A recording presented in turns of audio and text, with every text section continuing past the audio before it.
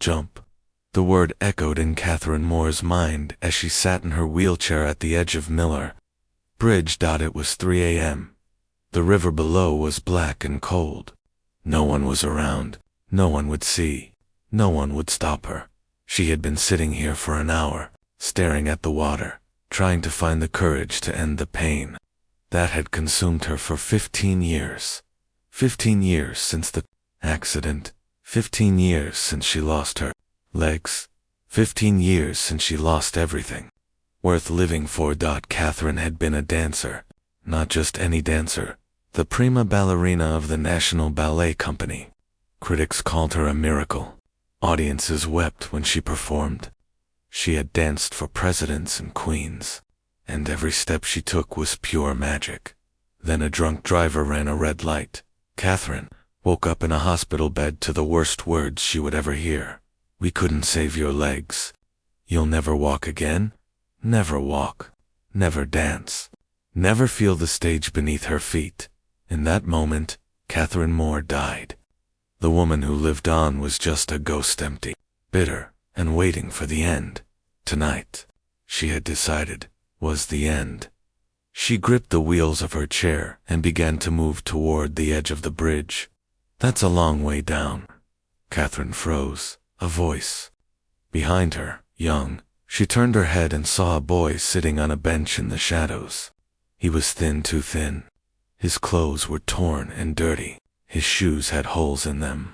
He looked about 12 years old, with dark skin and eyes that seemed too old for his face. A homeless child, alone, at 3 a.m. "What are you doing here?" Catherine's voice came out harsh. "Go away." The boy didn't move. He just looked at her with those ancient eyes.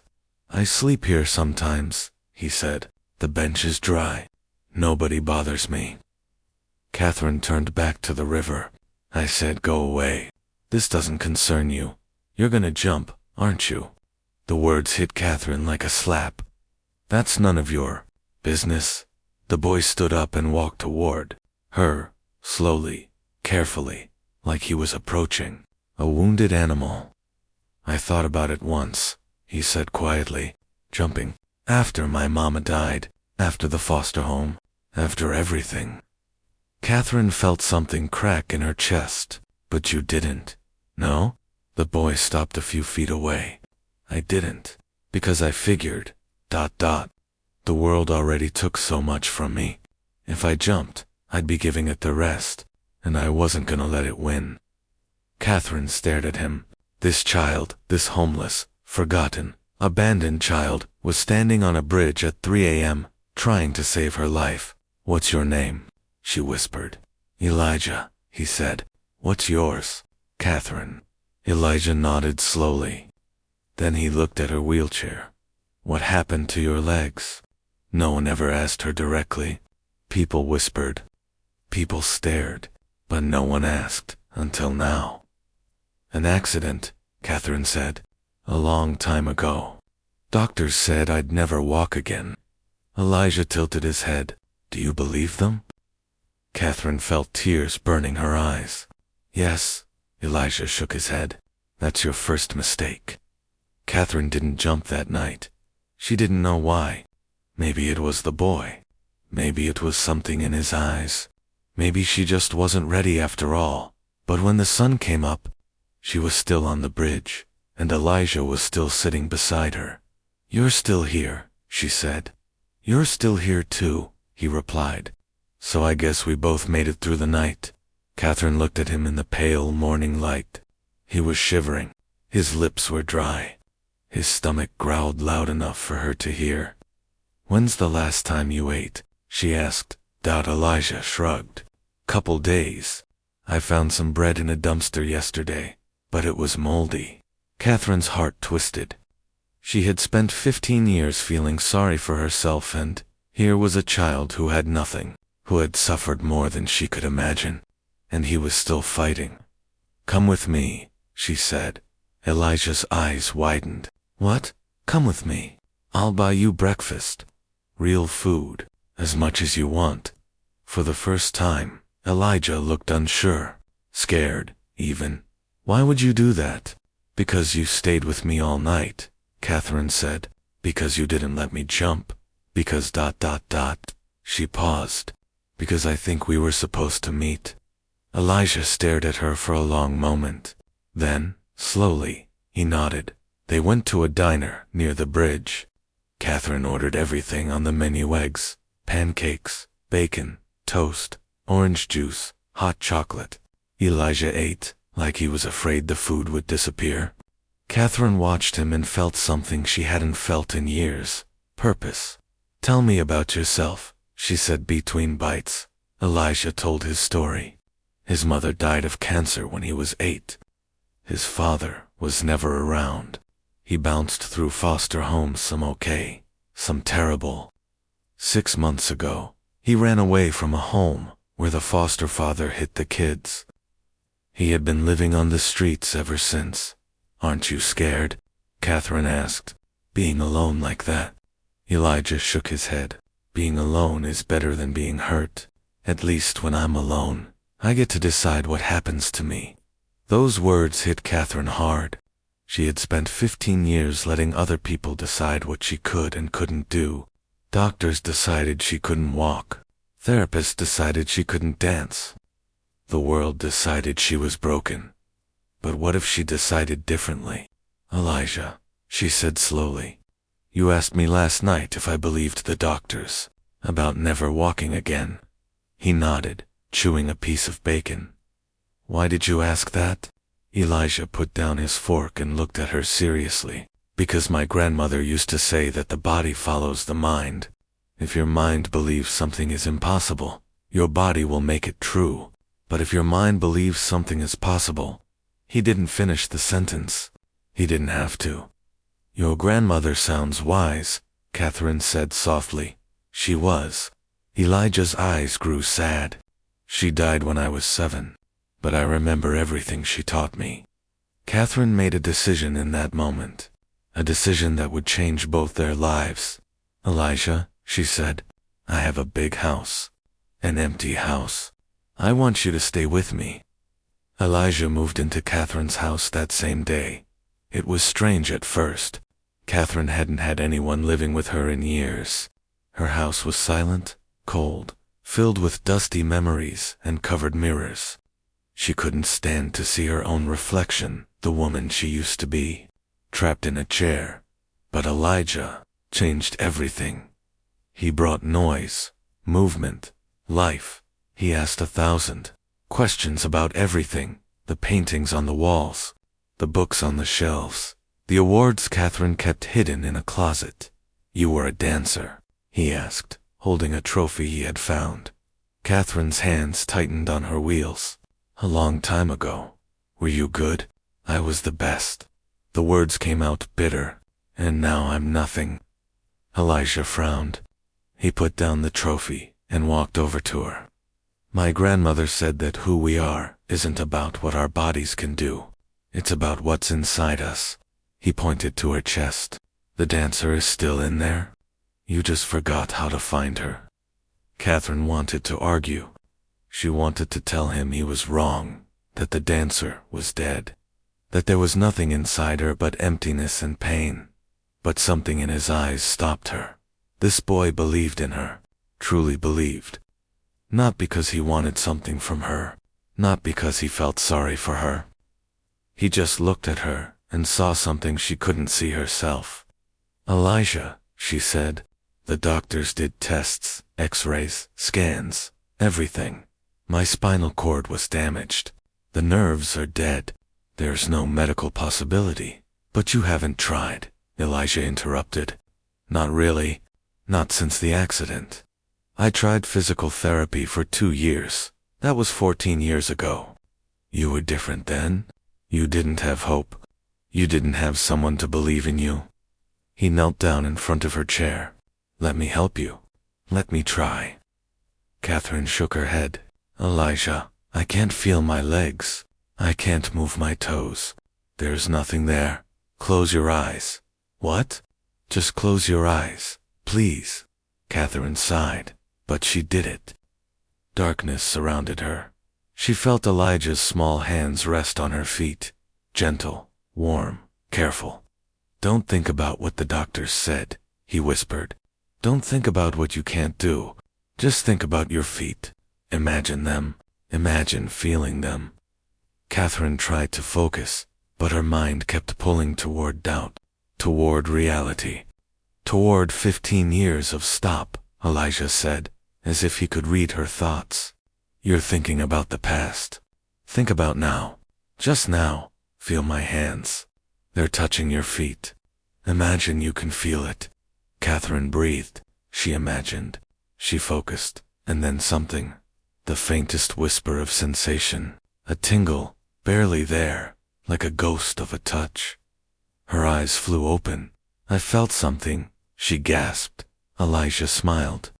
It was the first real smile she had seen on his face. That's your first step, he said. Catherine called the best neurologist in the country the next morning, Dr. Rosalind. Jen was skeptical. She had seen Catherine's file, had studied the damage, had reviewed 15 years of failed treatments. But when she arrived at Catherine's house and ran her tests, her skepticism turned to confusion. This is unprecedented, Dr. Chen said, staring at her tablet. There's neural activity in areas that were completely dead according to your previous scans. What does that mean? Catherine asked, gripping her armrests. It means something has changed. I don't know how. I don't know why. But there's activity. Faint, but real. Dr. Chen looked up. With intensive therapy, there's a small chance that you might regain some function. Catherine's heart pounded. Some function. What does that mean? It means we try, Dr. Chen said, and we see what happens. The therapy started the next week. It was the hardest thing Catherine had ever done. Harder than learning to dance. Harder than performing in front of 10,000 people. Harder than surviving the accident. Every session was agony. Her muscles had atrophied from years of disuse. Her nerves were barely awake, sending confused signals that made her cry out in pain. There were days when she wanted to quit, days when the old darkness crept back, whispering that it was hopeless, that she was fooling herself. But every time she felt like giving up, Elijah was there. He came to every therapy session. He held her hand when the pain was too much. He told her stories about his grandmother, about miracles, about people who achieved the impossible. You're going to walk, he would say. I know it. I believe it. And somehow, his belief became her own. Week after week, month after month, the impossible began to happen. First, she could feel her toes. Then, she could move them.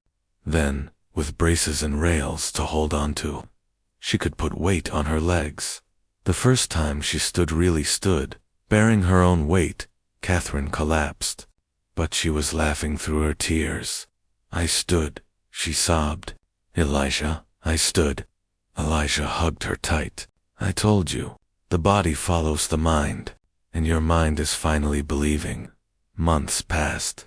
Catherine's progress accelerated. She could stand alone. She could take steps with a walker, then with a cane, then finally, gloriously on her own.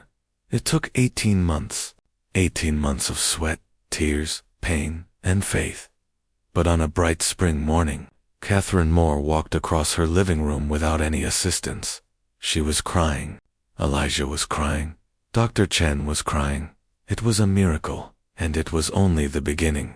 As Catherine healed, she focused on healing Elijah too. She hired lawyers to navigate the foster system. She filed for emergency custody. She bought him new clothes, new books, enrolled him in a good school. For the first time in his life, Elijah had stability, safety, love. But Catherine sensed there was something he hadn't told her, something he was carrying inside him, hidden and heavy. One night, she found him sitting by the window, staring at the moon. Elijah, she said softly, sitting down beside him. You've given me so much. You've helped me believe in the impossible, but I feel like there's something you're not telling me. Elijah was quiet for a long moment. My grandmother, he finally said. She wasn't just wise. She was special. Special. How? She was a healer. In our neighborhood, people came to her when doctors couldn't help. She would pray with them, touch them, and sometimes, he paused, sometimes they got better. Catherine listened, her heart beating faster. Before she died, she told me I had the gift too. She said God gave it to me, and I had to use it to help people. But after she died, I didn't know how. I was just a kid. I was scared. I thought maybe she was wrong. He looked at Catherine, tears streaming down his face. When I saw you on that bridge, something told me to stay. Something told me you were the one I was supposed to help. And when I touched your feet that night, I felt it. The gift. Working through me. Catherine's mind raced. The sudden neural activity. The impossible recovery. The way Elijah's presence seemed to spark something inside her. Are you saying? You healed me. I don't know, Elijah said honestly. Maybe I just helped you remember how to heal yourself. My grandmother always said the gift doesn't work alone. It needs the other person to believe too. You started believing, Miss Catherine. That's what made it work. Catherine pulled him into her arms and held him tight. Whatever it was, she whispered, you saved me. In every way a person can be saved. Elijah hugged her back. You saved me too, he said. I was dying out there. Not my body, my heart. I had given up on ever having a family again. But you gave me one.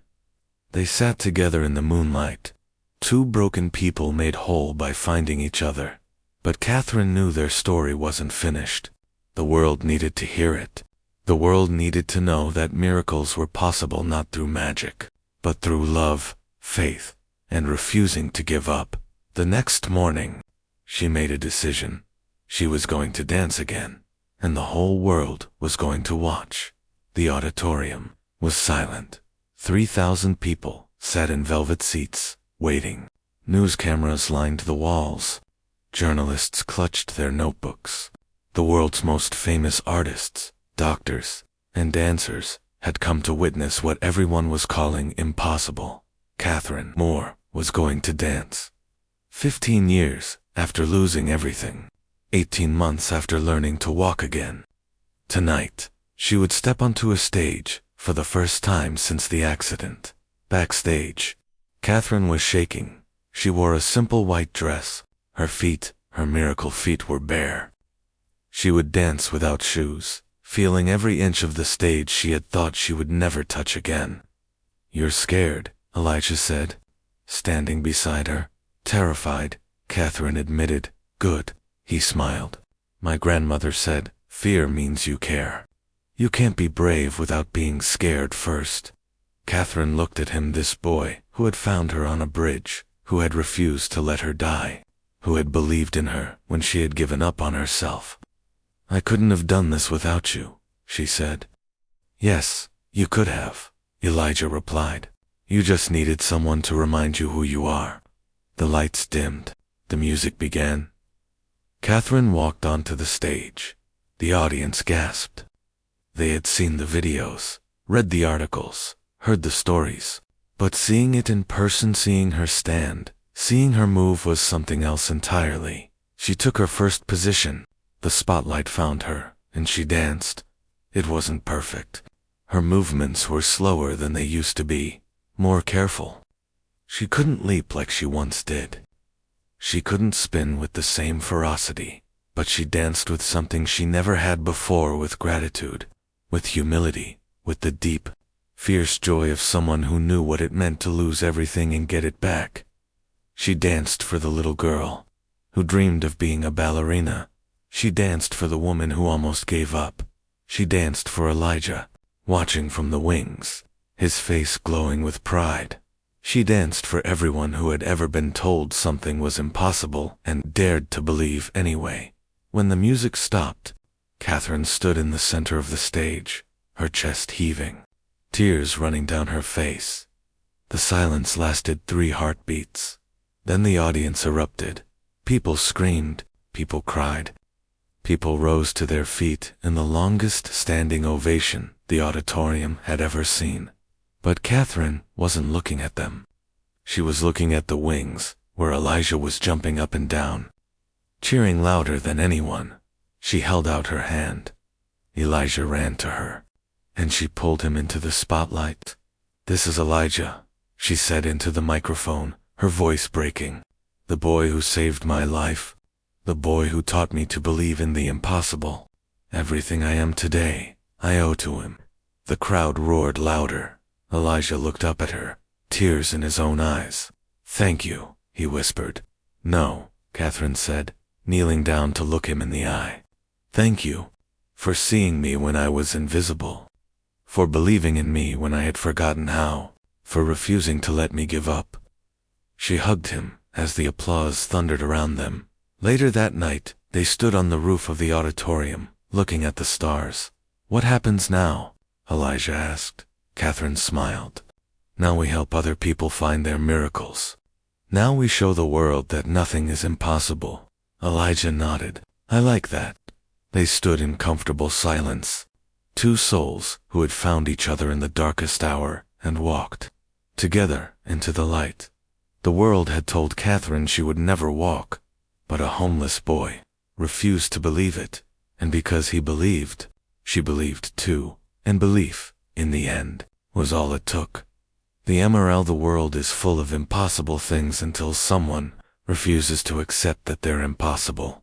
We are often told what we cannot do, by doctors, by teachers, by society, by the voices in our own heads. We hear impossible so many times that we start to believe it. But every miracle in history started with one person who said, "I don't accept that."